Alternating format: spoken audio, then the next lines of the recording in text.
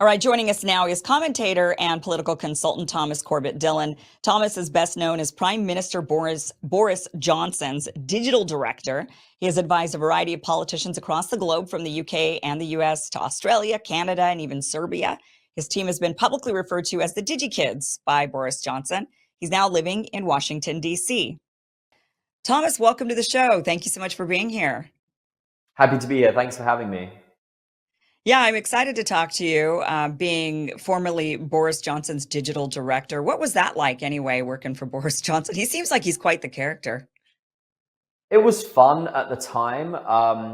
We were hired. I used to run a company. We were hired to manage all the sort of social media and things for them. So it was fun at the time, but we were young and naive, I think. We thought that he was the British savior, and how disappointed we very quickly became. So that's a shame. Yeah, you guys were called DigiKids. Was that kind of offensive, or or did you like that? No, I mean, at the time it was great because, particularly in British politics, it was really behind in terms of, like, for example, when Theresa May was prime minister, she didn't even have a Twitter. We had to actually advise them to get her on Twitter. And so British politics is always much further behind American politics. So it was fun. We had people that were coming in and saying, this is how you do tweeting and videos and all that. So it was enjoyable at the time. Do you still do that? Do you still consult for politicians on digital strategy? Yeah, so I still do a bit of work with American politicians on that, but mostly just doing TV and stuff now. So Okay. Yeah, I wonder, nowadays it just seems like politicians have kind of, a lot of them have figured it out, especially, I mean, JD Vance and Trump, right? Those two. I don't even know why Trump needs a press secretary. I mean, right. he's got one, but it's like, why does he need her really? I mean, he goes out there and he just tweets what he wants and says everything, and JD Vance does the same thing, and they're just such straight shooters. They just say it, and Right. that's just really, I think, It's the so best way interesting to. because in the world it changed so much because and even what we used to advise, right? We used to be the ones that were saying, like, we'll do everything, give it to us, we'll take it over. And then what we saw, like in the Hillary Clinton election, was that that's so not believable. People love the fact that Trump is the one tweeting. When we would go into Yeah. campaigns and stuff, and we would write these big glossy videos and things like that, and then Trump would come in and just post like a bunch of lines, and everyone was like, that's him. Hillary didn't post one tweet during that campaign. Same with Kamala. She wasn't tweeting. So people don't feel like they can actually connect with the politicians. So actually, as you say, JD and Trump are really doing the new way of doing it. But some of the older politicians still don't know how to do that. We have to pretend that we're tweeting on their behalf, All right. I want to talk about this Tucker Carlson interview that you were on that got you canceled for calling Boris Johnson woke. And then you went on to say that he turned out like he could have been great. Like you said, you thought that he was going to be this, the savior of the UK, and he just turned out to be another WEF globalist. Why were you canceled for calling him woke? Who went after you? Well, in the UK, mainly because, for example, in America, Boris's positions on most things were pretty far left. In the UK, he was like the most right-wing person in the world. So I went on American television and said, yeah, he's pretty woke. He was pro-war in Ukraine. He was, at the time, very much pushing the vaccines, and all of these various things. For example, loves the environmentalism stuff, all of this Green Deal and things. In America, these are leftist policies. In the UK, of course, they were not. So the British sort of commentariat, I suppose you'd call them, came after me saying he doesn't know what he's talking about and all of this. And of course, we've found out now that they all seem to have been getting funding from the American aid system, which is kind of mind-blowing. So they've all seemed to have disappeared recently. So actually, it turns out I probably was right. But yeah, cancelled me. Yeah, it was all good fun. I say anyone worthwhile has been cancelled at some point. Yeah, seriously, right? I think everybody's been canceled, and yeah, it's definitely well, anybody, like you said, anybody worthwhile. So Boris Johnson, whatever happened to him anyway? Where is he now? What is he doing? Well, I think he's out trying to continue the war in Ukraine. It seems that Oh, gosh. I think he was gunning to try and take over NATO leadership. Obviously, the current guy of NATO, Jans, I think his name is, has been in there for a while. I think he's been there longer than his term. They extended it because of the Ukraine war. I think he was trying to get that gig, but I think the Americans maybe, or someone blocked it because, you know, I just really don't understand. And when it comes down to the Ukraine war, I think people get so passionate about it. But I always think that at the bottom of this is that there is young men on both sides being killed. And the fact that this war has gone on for 4 years is just so unnecessary. And there was a peace deal on the table that could have got signed. But, you know, this sort of Churchill obsession of like, no, never surrender, keep fighting. It's outrageous, and it's got a lot of men killed. And I think that's a real shame. So we're all very happy now that Trump and Russia are at the table, or the US and Russia, I should say, are at the table. But the fact that you've got Europe and the UK saying, no, we're not going to agree to this, to keep the war going, it's crazy. You know, it really is quite upsetting. So, yeah. Well, yeah, and you have Keir Starmer now saying that he's going to send British troops over or something. I mean, what in the world? What is he and people thinking? are saying this, oh, he's going to send British troops. I'm like, let's translate what that means. He is going to declare war on Russia. That's what that means, right? If he's going to put British troops on the ground fighting Russian troops, that is a declaration of war against Russia. And he wants to do that. I mean, this is all it comes down to, the fact that they're all struggling. No one likes him. And he's thinking, well, if we could, you know, I'm a strong man, I'm a fighter, we're going to go to war. And there is boys that are being sent out. They turn 18 and they get sent to the front lines and they're dead like 5 days later. It is outrageous. Yeah, I don't know what he's thinking. Why was Boris Johnson so hell-bent on that? I mean, what do you think that is? You know, he was the reason why they had a peace agreement on the table. Boris Johnson flies out to Ukraine and says, no, keep fighting. What do you think his motivation was for that? Well, money, I think. You know, a lot of people were getting paid a lot of money in this. A lot of people were getting kickbacks. As we saw, Trump literally just tweeted today, half of the money is missing. Where is all the money that the US sent to Ukraine? Half of it cannot be accounted for. All of the money that the Europeans sent is guaranteed. They're going to get it paid back, or they'll get it back in. The US was just giving out grants. It was crazy. It was absolute madness. So for me, that has to be the only explanation, because otherwise he's just a warmonger. I mean, it has to be that he was doing it for the money. Fine. If he took the money, then that's what he did. I don't agree with it, but that's what he did. If he wasn't getting paid, then it's just mad, you know, then he's just shilling for war for no reason. So I don't quite understand that. Yeah, I don't understand why Europe is so obsessed with Russia. You know, what the thinking is. I mean, is there a genuine fear, do you think, over in Europe that Russia's actually going to invade? I mean, can they not see the difference between Ukraine and the rest of Europe?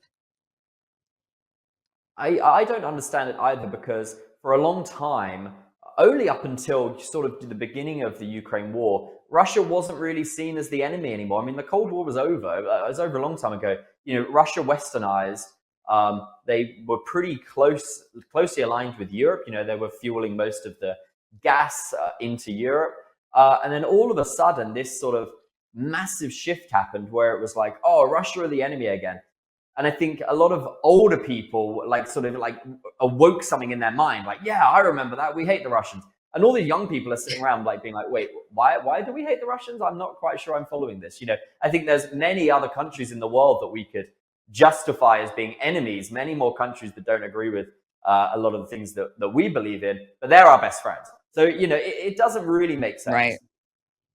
No, it doesn't make sense at all. I mean, I understand why there was this thinking about the Cold War, and why they were trying to stop Russian influence with communism spreading, I suppose, right? I mean, that was kind of the idea, was they've got this entirely different economic system.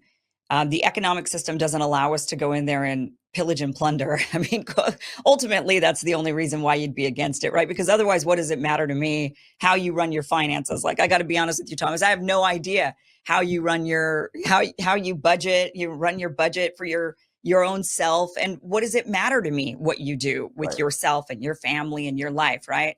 I mean, the only reason why I would care is if I think you're blocking me from being able to make a bunch of money.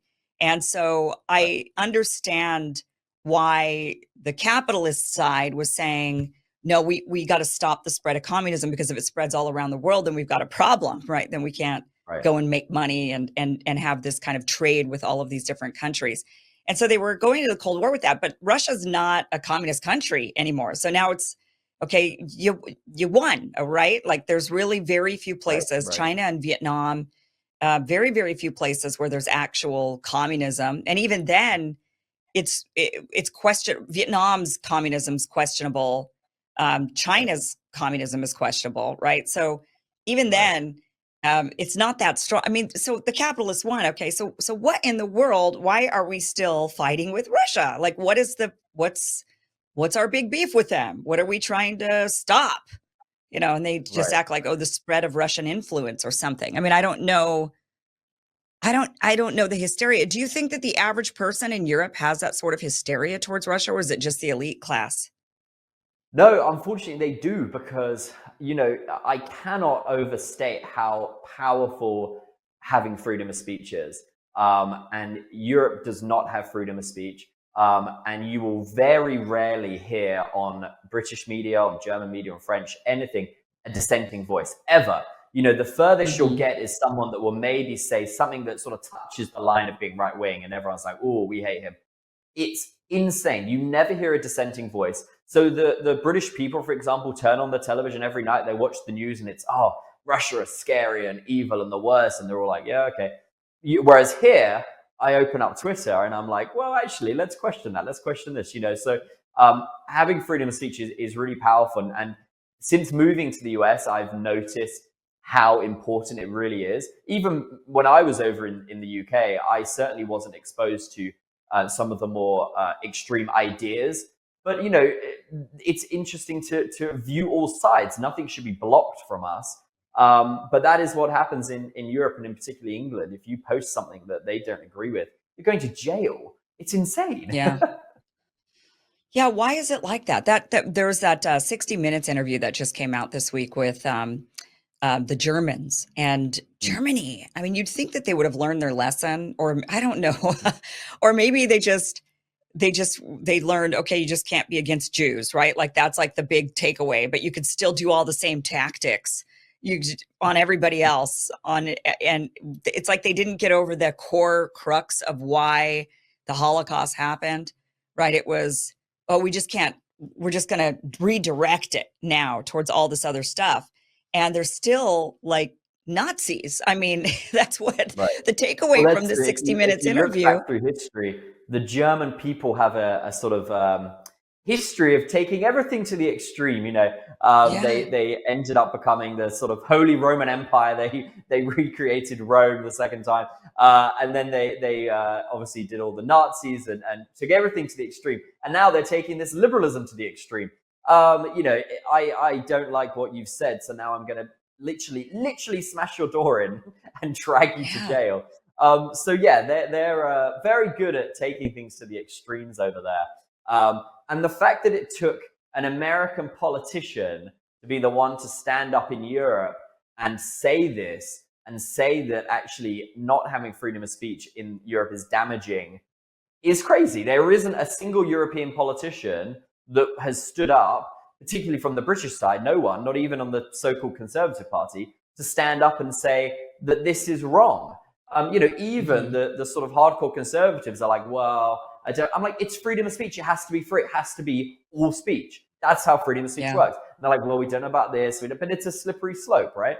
So it's sad that it took an American, but it makes sense to me because you have the ability to say things here. But yeah, there's no one in Europe and no one in the UK. As much as I love Farage, he's certainly not giving as strong as speeches as JD was, and that was great to watch those Europeans sort of squirm in their seat as sort of the I'm American surprised they power didn't throw really him in stood jail, up. right? I'm surprised they didn't round Vance up and we're like, okay, that's it. You've said too much and Right. you're And over America here is and the you have only to follow country in our the world laws. that can do that. It's the only one that can stand up and force them to listen. Any other country tries to do that. If the British tried to do that, whatever, they'd all be like, but the vice president of the United States can stand there and grill them all. And they all have to take it. It's fantastic.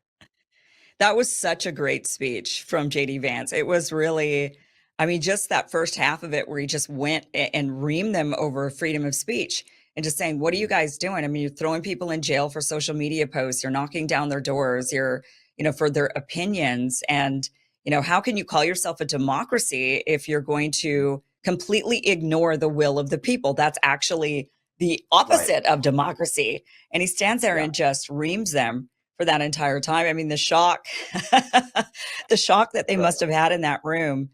But you'll see that, And for then, example, the yeah, British media, they put articles about it, but they wouldn't put the video of what he said. They take little clips of it themselves and put the words and say, "This is outrageous. How dare he?" It's like, let the people listen, but they won't. It's all controlled. It's all propaganda, and it is really damaging to the UK and to Europe. I know you're here in the United States now, but and you're wanting to and you're wanting to be an American, which we'll get to here in a second. I want to definitely find out about that. But I mean, what are the people over there? How are people in the UK? I mean, maybe you don't know about the Germans and how they're reacting towards this big crackdown, but in the UK, we just see all of these social media posts. We're on our social media of people getting cracked down and their homes raided or being questioned for social media posts. I mean, are people how is there not an uprising on this? Like, how are they not, or are they Right. just like, yeah, they're in agreement, just like what we saw with COVID during here? I mean, I was so shocked. I just really, I believed America to be of a different mindset than America was when COVID hit, because I thought for sure, people would message me and say, Kim, they're going to lock us down. They're going to mandate that we have to stay home. And I was like, no way, we're Americans. There's no way we're going to do that. No American's going to go for it. And I was so shocked to see the majority of the country did. I mean, Mhm. I didn't even recognize my own people. I mean, the country I grew up in, thinking we are freedom loving, and there's no way that our government's going to do this. And that was shocking to see the change in the mentality, and frightening, quite honestly, that change in mentality. Um, like somewhere along the line, there was a shift. So I don't know, in the UK, are people just like, yeah, well, that's the way it is. We just have to crack down on all this bad speech and throw you in jail for it, and that's okay. Well, pretty much. I mean, there was an uprising in the summer with all the, sort of bunch of English boys up north that started, protesting, and they all are in jail now for multiple years for extremely long sentences. And one of the biggest problems we have in that scenario that doesn't really happen in the US is the lawyers, the legal system, people involved. In the UK, you're then, you're a young poor kid from wherever, and you were arrested for rioting or whatever. You weren't doing anything, but this is what they say. They then assign you a lawyer who is, a lifelong bureaucrat, loves the system, is on there. His advice is admit it, take the deal, do your 2 years. That's the best you're going to get. So what we saw was all of these boys pleading guilty, getting sentenced to 2, 3, 4 years in jail, when actually, if they'd have had like a good American lawyer who could have gone to court and fought it, they probably could have get it taken off. But all the advice they're given bad advice. Everyone is against them. The police are against them. The lawyers were against them. And now they're all in jail. And it really is upsetting that, a lot of them, I think my favorite one was jailed for shouting at a police dog. He was seen screaming at a police dog, and they arrested him and sent him to jail. It really is. It's laughable, but these are boys that are in jail for 4 years, and when they Yeah. get out, they've got a criminal record. They won't be able to get jobs. It was such a strong crackdown from the establishment against any dissent. And remember, these boys were rioting because their sisters and their daughters and their cousins had been raped by Muslim gangs that had then been covered up by the British establishment. The police had not done anything. This is what they rioted for, and they've all been sent to jail longer than a lot of the rapists were sent to jail. It really is outrageous. Yeah. That is really truly outrageous. I used to dream about moving to Europe. Mm. I still do. Sometimes I think about Italy. I love Italy. I just think it's such a fantastic country. But once COVID hit, that really changed same with Australia. I've never been to Australia, but I've always had a different viewpoint of Australia than now. I mean, after COVID, it was such a change seeing everybody locked down, seeing the crackdowns, Well, it was just extreme. It going was much. extreme. Yeah, it was crazy over there. I mean, and I live in California where it was crazy here, but it wasn't nearly as crazy here as it was over there. And luckily for me, I had the opportunity to fly back home where I'm from, which is Idaho, which was a very open state, very red state. And so I would go back and forth and get more freedom in Idaho and then come back to California. But Europe was just insane. I mean, the lockdowns, the crackdown on everything. And now with all of this crackdown on social media and saying, you can't say certain things without going to jail. I mean, it's kind of the luster of Europe is sort of wearing off, this idea that it would be such a great place to live. Now I think I, I, you just would have to, I guess, in order to live over there, you have to give up a level of your freedom. I mean, you gain some things, I suppose, but you give up a lot too. Um, that's, I don't, so I keep thinking about it. I'm going to Italy for a few weeks this summer, and we'll see if I still fall in love with it again now that I know better, after COVID. Right. But I mean, what about you? So you're moving here you're here in the US, you've moved here, you've gotten a green card now. So that means what? You're like are you going to go for citizenship? Are you going to become an American? I have to. If I don't get my citizenship, they're going to drag me back to England. They'll have me extradited and thrown in jail for hate speech. I have no choice but to get my citizenship because I'm not free. I literally cannot tweet things. I cannot post things because they'll arrest me. So I'm like, I have no Really? choice to become an American citizen if I want to remain free. I'm counting down the days until I can do it. But also, I want to do it because it's such a great place. And you also, as you say about Europe, you're right. It's such a beautiful place. There's so many beautiful countries. But when you're there, particularly now in London, or as we now call it, Londonistan, you're more likely to get stabbed in the street. And if you tweet about getting stabbed, you're going to jail. The stabber is not. But it's like, but you can't have a gun. You can't protect yourself. They're allowed to have their knives and go around stabbing you. I'm sure you've seen the videos. People walk down the streets in London with their phone out texting, and people on bikes just come around and grab it. I mean, it is literally becoming a third world country. So I hate going back to London now. It's a really scary place. It's the only place I will go all over the United States, and I'll wear, a nice watch, and I'll walk down the street, and I will never have an issue. I'll walk through Times Square with a nice watch. No one is coming up and stealing your watches. You try that in London, or you try that in Paris, good luck. That'll be gone within 5 minutes. And that's such a sad state of Europe to be in today, because as you say, it's such a beautiful place that, Italy is stunning, some of these cities. But I also think that the European people are so strong and have such history that they'll come back from this.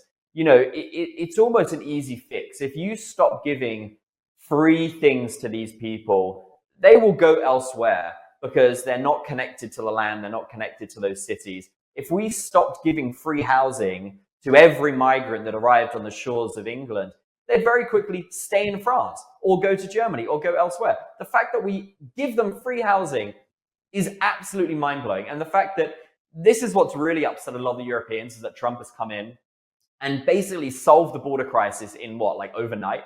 It literally, there's no one crossing anymore. Now he's focusing on getting the ones that are in there out. But England is an island and we can't stop them coming across? It's absolutely mind-blowing. So I think hopefully Europe will rise again and we'll solve some of these issues, but it's going to take a bit of time. I don't know if Europe will, to be honest with you. I think it's embedded in the history. There's such a fundamental difference between the two countries' histories. The United States has never been, besides the time that we were a colony, we've never really been under we're not accustomed to monarchies the same way that Europe is, the history of Europe, the rich history of Europe, which is so wonderful. But when you go back with every single country, there's people were living under monarchies. They've lived like that. They've broken free. They've now gotten their democracy somewhat, or whatever, but whatever we want to call it, whatever it is. But here, the foundation of the country, we just don't have that. We don't even really talk about being a colony that much. Our schooling, our education kind of begins with the American Revolution. They'll say, Right. yeah, we were a colony. We didn't like the British anymore. We got mad and we decided we're out of there. And so we fought and we're free. And here we are. Now we're America. Because that is the foundation of this country, right? So so the mentality, it's almost like it's what's bred into the mentality of the child. The child knows that the foundation of this country started at the American Revolution and the fight and freedom. And that was the whole premise of being America, was freedom. Whereas I think in Europe, when you're getting your education, I mean, you're not, the starting point isn't that, right? I mean, you're looking at the rich history of England. You're going back, centuries and centuries and centuries through kings and queens and more kings. And, you're not getting that fundamental installation of, we're a free people, we're a free country, and that's how we began. So I think that mental difference is actually quite profound. I think there's, uh, when you're taught from birth, we're free people and that's what we fought for, versus we have rich tradition. We've been around for a really long time. We value tradition. I mean, that's one big difference between the UK and America, right? We like to buck tradition, and the British like to hold on to tradition, and and I think you need both, for sure, both types of people. But I kind of wonder, just like with the Germans, like what makes them so just fundamentally fascist or whatever, fundamentally, not even fascist isn't the right word, but like authoritarian, like like you said, they take everything to the extreme. And some people say they think it's the language, like the structure of the German language creates something in the brain that, when you're taught that language, the brain then kind of becomes stricter in the way, like it, and people kind of discount this. They don't understand, but there's a lot of research that says it's maybe the language. So I don't know if Europe will overcome, because I think the history is to be subjects. I mean, the history of that land is just a bunch of subjects. I think one of the interesting things on that, though, is you're right about the kings and queens, that that's what they teach us. But then what they're doing throughout Europe is then teaching us, we used to be ruled by strong kings that really cared about their people and did things for the people and built great buildings and churches and events and put on great kings and queens of Europe, kind of built the world, but by sending, people out to, for example, discover America, to go to various other places, to go to Australia. And now we look at our leaders today, and it's like, this is who supposedly is to be the equivalent of, King Henry VIII or Queen Elizabeth I. These are supposed to be the people. So I think there's an interesting movement across Europe. A monarchy is rising again, I think. I hear it in France. We hear it in Italy. I know Greece in particular are I think they just allowed their royal family to come back from exile. So we may see some strong kings. I've got high hopes for Prince George. We'll see what happens. Maybe they'll save us and get us back to where we belong, but we'll see. Well, I mean, that's what I mean. I think Europe is going in that trajectory. I mean, that's the trajectory. The trajectory isn't right now towards democracy and freedom. The trajectory is actually towards monarchy, back towards strong arm, right? Strong. This is the way it is, and you must obey. I love an American monarchy. I'm saying King Trump. Let's get King Donald on the throne. Oh boy, that's it. You're deported. I'm calling ICE. I'm calling ICE. You need to get out of here. I was just thinking, and I want to talk about the migration issue that's going on over there and how bad is it really? But I was thinking about that. If I were to move to Europe, I don't know how actually welcome I would be, because I have an American brain, and my brain is freedom loving, freedom of speech, freedom. I have an American brain. So I don't think I would fit in Europe in some ways, because culturally I'm an American, and there is a difference.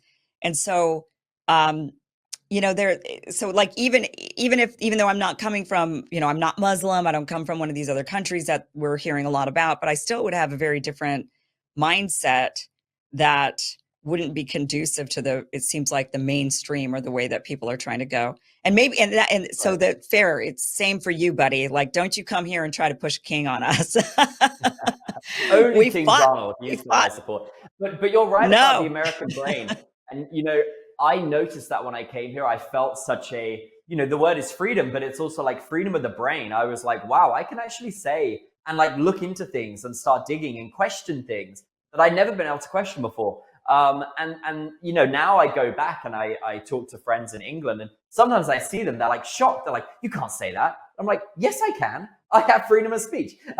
So, you know, you're right about the American brain. And I think it's so wonderful. And, you know, the fact that you guys also compete, the COVID was a great example, right? You compete for your levels of freedom. Whereas in Europe and particularly in the United Kingdom, they competed for the level of like strictness, right? You know, England was saying, you're locked down to this. And Scotland was like, well, we're doing double that. And Wales was like, we're doing even more than that. Whereas in America, it was like Florida was like, we're not doing that. Like, come to Florida, we're the free ones. You know, California's doing this. They're like, forget it, we're going to do this. So you compete to be the most free and the most sort of, you know, sane states, which I think is a really good, you know, makeup of the country. COVID really showed me this is the best country in the world. I would not, I mean, it really solidified for me how great it is to be an American. And as bad as it was, I mean, COVID was terrible for many of us. I mean, they did a lot of crap to us. But like the things you bring up, I mean, the fact that I could run off to Idaho and have a lot of freedom, and that was it. And I don't have to apply for immigration or a visa in order to do that. You know, I just go, I could pick up and a lot of people did. A lot of people packed up and they moved to places like you said, like Texas, Florida, Idaho, Montana. They moved to other places. They wanted to get out of these. If you were living in London, where do you go? There was nowhere Right, where do to you go. Yeah. Yeah. Yeah, there was nowhere. And the fact that we did have the ability to fight, you know, that like what you said with legal cases. I mean, I'm not a big fan of how litigious the United States is, but when it comes to fighting for our freedoms, I'm all for it. I mean, if we have to take our politicians to court and say, you're not allowed to do this crap to us, you know, that is the beauty. So I definitely appreciate being an American. So I can understand why you want to be an American too. When did you start moving here? I came during COVID. I fled the persecution. So I came over in 2020 because it was out of control. They were fining us for going out of our houses. I said, this is it. I said, if there's ever been a sign that I need to move to the land of the free, this is it. So I came over. I went to DC first, which is where I live now, but DC was pretty strict. So I spent most of the time down in Florida and was very happy for it. How do you immigrate over legally? Like, how does that work? What's the process like? Did you have to get a job? Did you have to marry somebody? Like, no, I know a lot of people who married somebody. On the I was on the O1 visa, which means I'm a genius, an alien with extraordinary ability is my legal status in America, which was great. That was through the business and you know, working through politics. So I was extremely fortunate. I mean, it is almost impossible for anyone in Europe, in England. I have so many of my friends, geniuses that would be a great asset to the United States. It's impossible. If they were Indian, they'd be moving here tomorrow. But, you know, I don't quite understand the American immigration system. I know Trump is talking about we need smart people. Well, I'm saying, well, what about Europeans? Why are we not getting some of the freedom-loving Europeans, rescuing them from the hellhole that they're trapped in? But it seems to be that we can only bring Indian H-1B visas. I'm not a big fan of those ones. That to me just sounds like they want to get cheaper wages for those engineers. There's some great engineers in Europe that we could be bringing over, but that doesn't seem to be the focus. So I don't know how many Europeans are trying to come over here, though, to be honest. I mean, I think you're a rare one. I know a lot of Brits. Yeah, I mean, I live in California. I live in LA. So you know, this is a very international city. I know people from all over. And I know a lot of Brits, and they're not trying to live here. I mean, they want to be here part-time. They like coming to vacation. They like kind of quasi living here, but they ultimately like the ability. They ultimately don't have the desire to actually become American citizens and stay. They always go back. They always go back. I think you know, it becomes, unless you're really wealthy. I mean, even then, the big deterrent is education costs and healthcare costs in this country. I mean, we just have enormous costs that Europeans don't have to deal with. There, particularly now that you're in Trump's America, that I know a lot of people, you know, who lean on the conservative side. I'm sure you probably won't find too many of them in Los Angeles, but a lot of the conservatives in England now are looking over and thinking, why are we stuck, because you forget we've got like 5 more years of Keir Starmer, of Commie Keir. You guys have just ended your 4 years of trauma under Biden. We've still got 5 years to go in the UK before hopefully some savior arrives and rescues us from this awful life that has been put onto the British people. Do you know that the GDP per person in the UK is less than the poorest US state? Mississippi is richer than the United Kingdom.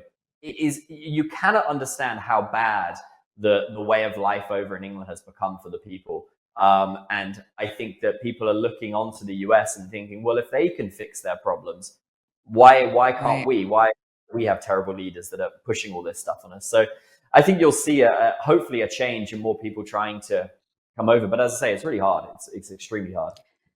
What happened with what's going on with migration? So I saw a stat recently that Muhammad is now the #1 baby name. I had to fact check that. I mean, I was like, really? Is that true? And it was true. I mean, it's been a top 10 baby name for a long countries, time. by the way, not just England, Germany, pretty sure France as well, Sweden, Denmark. I mean, if there's any more of a red flag that you need to see, that the #1 baby name in many European nations today is Mohammed. I don't know what to tell. And as you said, the fact that the people aren't rioting in the streets over this just shows you how powerful propaganda can be. They really don't think there's a problem. And I'm sat here like, hello, am I crazy? How are we sitting? How are my friends in England being like, that's fine? What do you mean that's fine? The #1 name is Mohammed. The country will not exist in 10, 20, 30 years.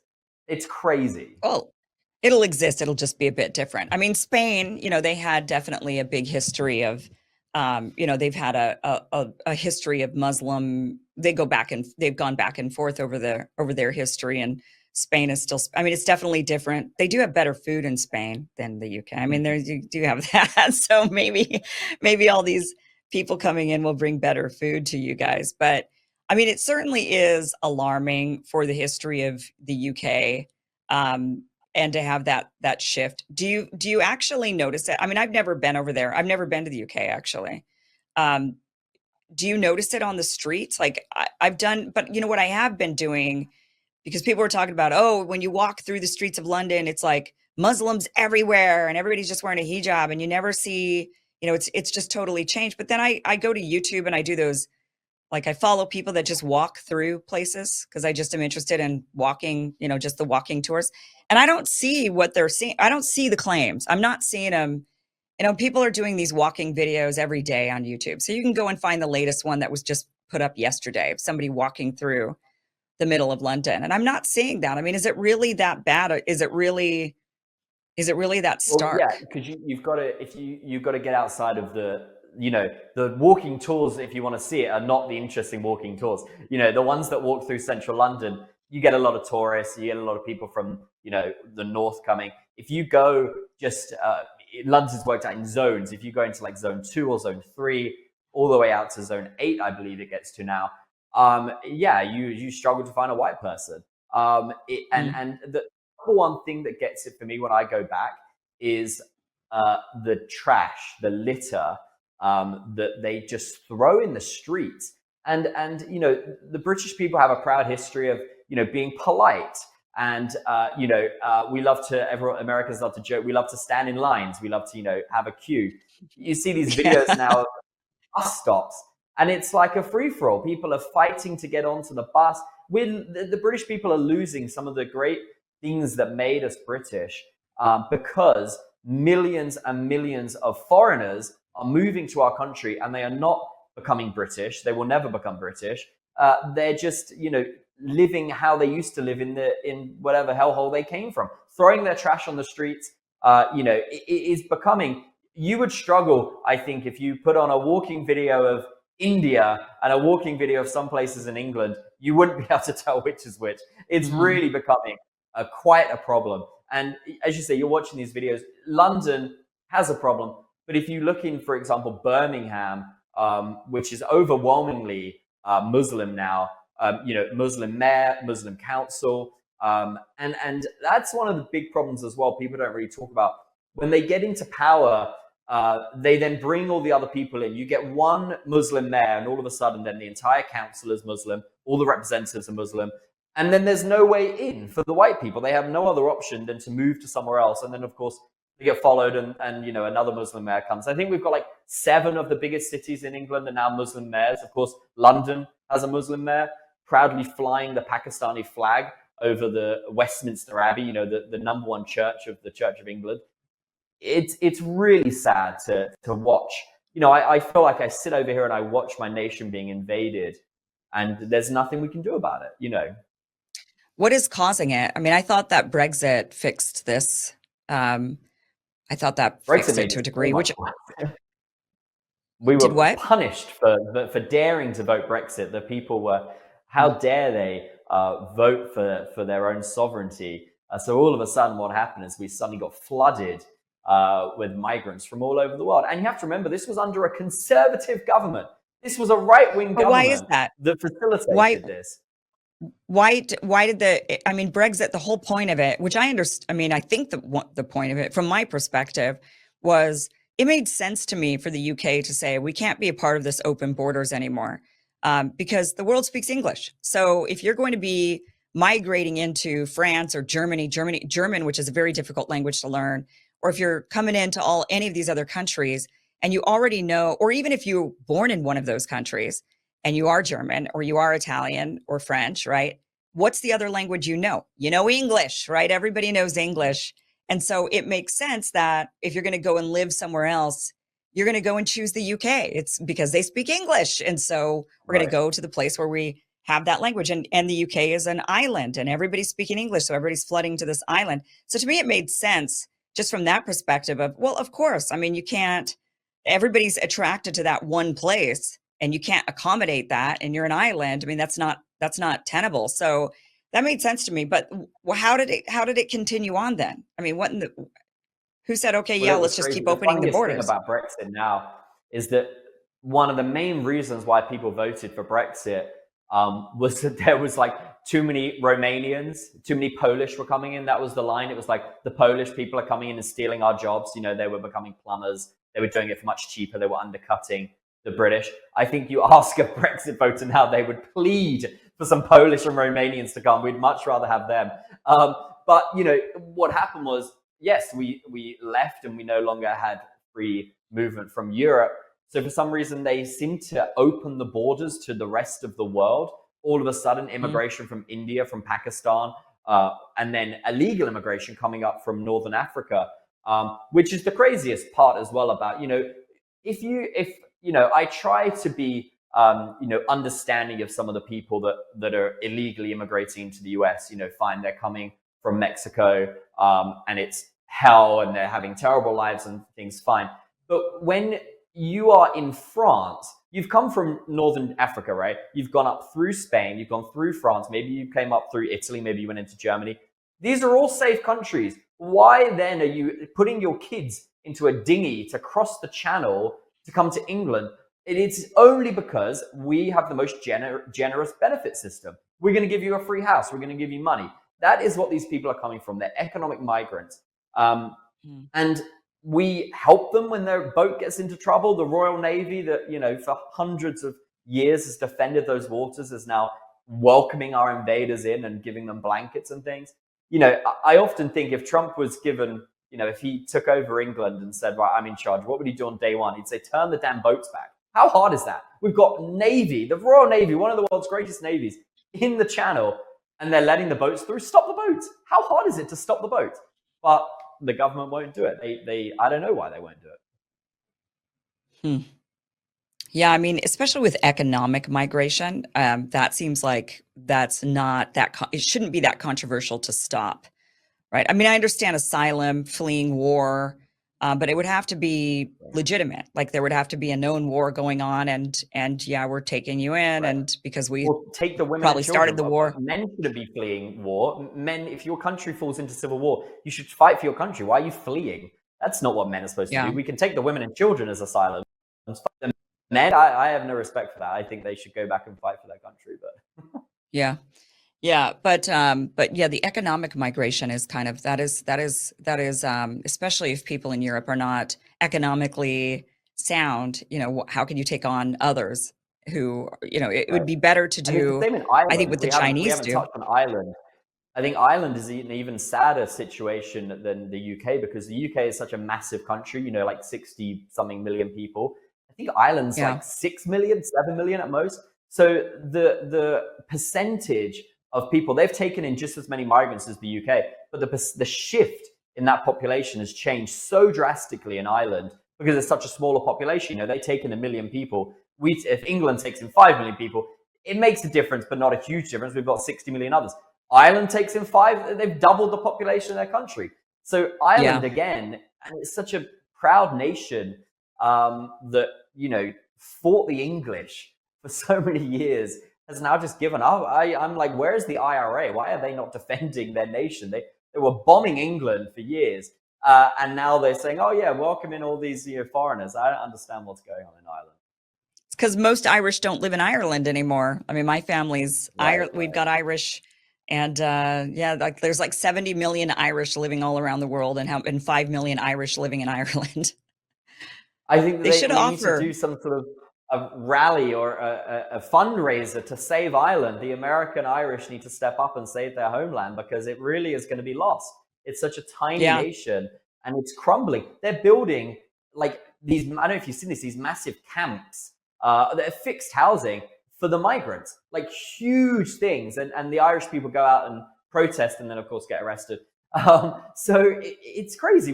The Irish people don't have houses. They need houses for the young people, but no, they're big houses for these migrants.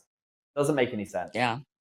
The Irish should think about repatriating. That's, like you mentioned, they should maybe. And I have a lot of family members. I mean, like I said, my family's Irish and Danish on my white side, Oh, great. and I have a lot of family members that would love to probably migrate back to Ireland and live if they were given the option to repatriate. They maybe would actually do it. But Right.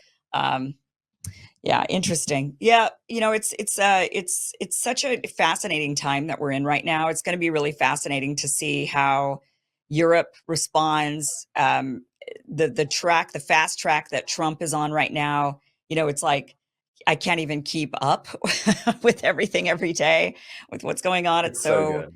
This is how you do Yeah, I it. mean, it's. He's doing it exactly right. It's what they should have done the first time, but now they're nailing it. It's so good. Yeah. Yeah. Well, the first time I think he was shocked that he was even there and he didn't really understand what Right. was going on. And I actually think the 4 years off for him was the best thing that could happen to him, because then he could sit and think and really be like, okay, next time I do this, I'm doing it different. And you can plan, Right. you could take those 4 years and you could really see that that's what happened. He took 4 years, Yeah. he was obviously being attacked and all of that, but he was also thinking, when I get back in there, these are the people I'm going to surround myself with this time. This is how I'm going to go about it this time.